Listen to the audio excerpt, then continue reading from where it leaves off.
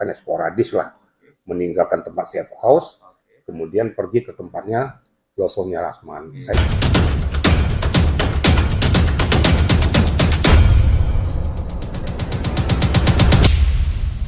Baik, terima kasih. Assalamualaikum warahmatullahi wabarakatuh.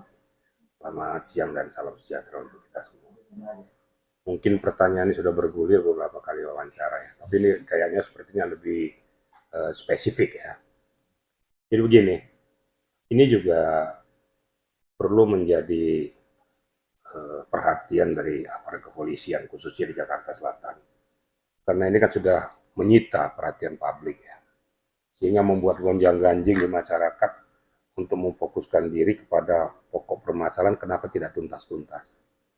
Yang pertama dulu ya. Kemudian yang kedua, memang untuk menetapkan atau memantapkan seseorang jadi tersangka itu tidak segampang apa yang kita bayangkan.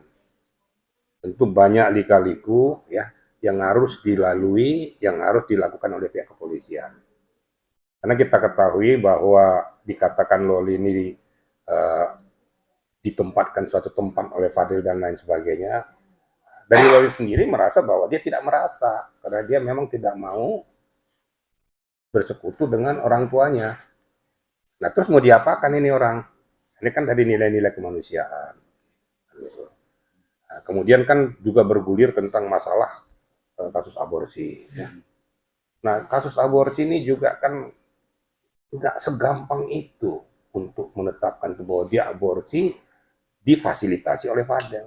Aborsinya di mana? Rumah sakit mana? Ada nggak surat keterangan? Saya yakin pasti dokter akan minta. Apalagi dia adalah anak di bawah pengampuan. Pasti akan minta surat persetujuan dari orang tuanya. Kenapa sampai dia hamil sehingga diaborsi? Ini kan sampai sekarang kan nggak ada benang merahnya. Terus bagaimana mau menetapkan si Fadel jadi tersangka? Dan ini tentunya masih perlu diteliti lebih mendalam lagi. Akhirnya dengan hiruk pikuk ini, ya untuk sementara si Loli sendiri ditempatkanlah di safe house itu. Kenapa sampai ditempatkan di safe house? Ada beberapa dua pengertian. Satu, bahwa pihak orang tuanya menyetujui atau pihak orang tuanya sudah meminta supaya Loli di rumah, tapi Lolinya yang tidak mau. Akhirnya ditangani oleh pihak Polres dan KPAI. Tempatkanlah di safe house itu. Itu kira-kira untuk sementara ini dulu ya. Sedikit soal penetapan atau proses hukumnya pelaporan Nikita Mirzani memang nggak harus dalam dugaan dipaksa untuk jadi proses ini berlanjut atau gimana sih? Ini kan dalam pendalaman. Jadi untuk menetapkan seseorang itu nggak segampang apa yang kita bayangkan gitu loh. Harus ada minimal 2 alat bukti yang syah untuk dapat menetapkan seseorang yang tersangka. Dan sampai sekarang kan masih didalami oleh pihak kepolisian untuk menemukan benang merah itu. Jadi jangan salah juga ya, kenapa sok lelet ya, bukan masalah leletnya. Tapi kan masalah pembuktian yang dicari. Ya ini sekarang sedang dikejar. Apakah ada benang merah yang lain yang berkaitan, yang beririsan dengan itu, sehingga bisa nanti menetapkan komposisi yang diharapkan oleh Nikita Mirzani. Tapi yakinlah bahwa pihak kepolisian di Polres Jakarta Selatan sudah melakukan langkah-langkah yang maksimal. Kenapa? Saya tahu bahwa ini kan sudah menjadi santapan publik, saya katakan tadi ya. Pertanyaan publik, kenapa sampai lelet begini?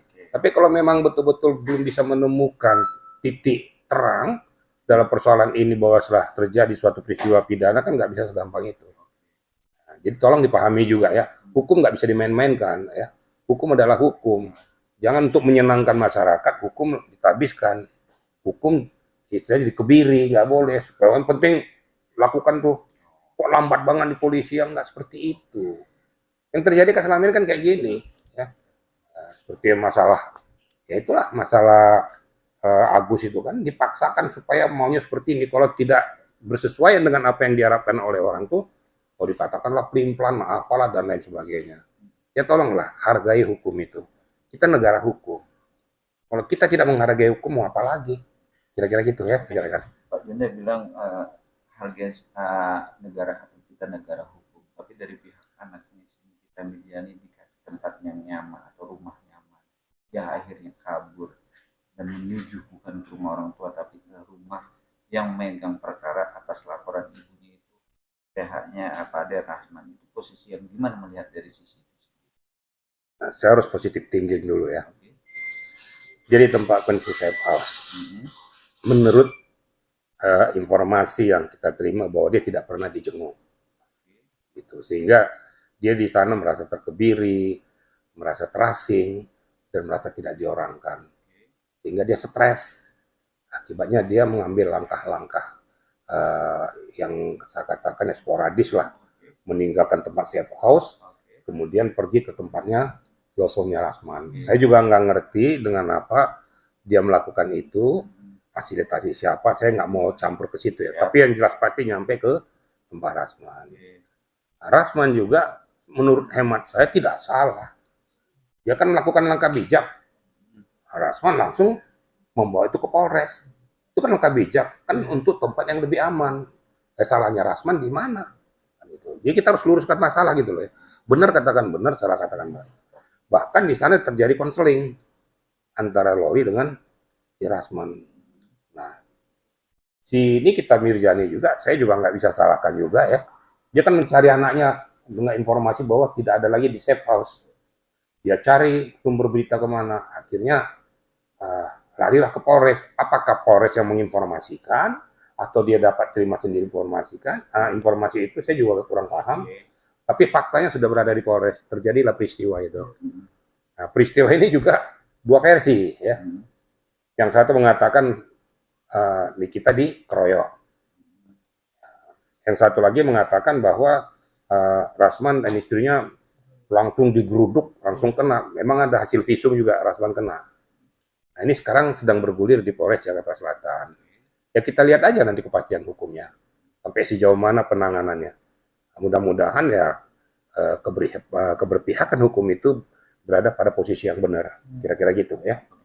Jadi dari bicara Rasman membawa Loli itu ke Polres bukan ke perlindungan atau KPI sendiri, gimana menanggapinya?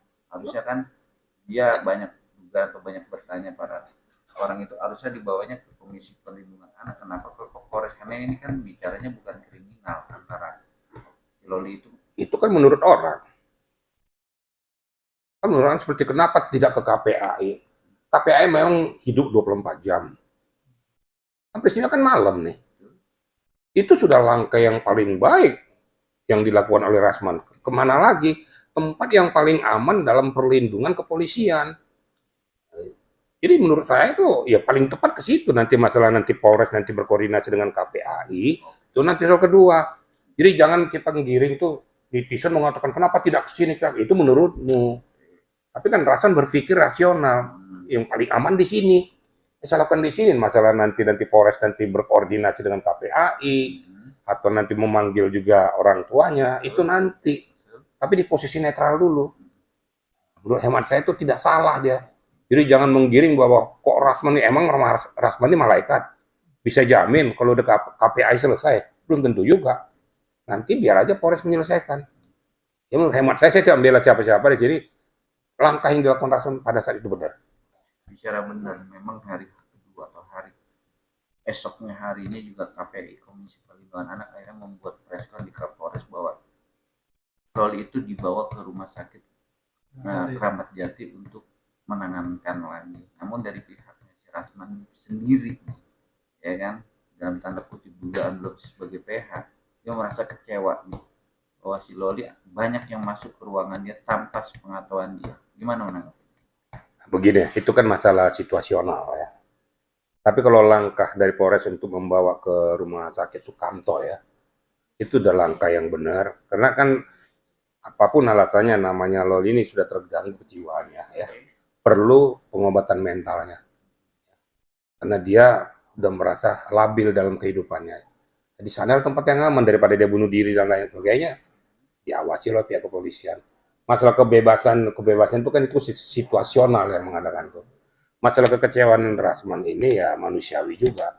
Supaya maksud saya itu jangan juga berkonotasi bahwa itu di bawah pengampuan dirimu. Itu kan sudah di tempat yang netral. Ya sudahlah, biar aja pihak kepolisian nanti nangani itu. Menurut hemat saya, Rasman juga nggak perlu campur di situ lagi, gitu loh. Tapi kalau terlalu campur terlalu dalam, nanti seolah-olah ada konflik interest nanti. Jadi ya manusiawi lah menurut hemat saya.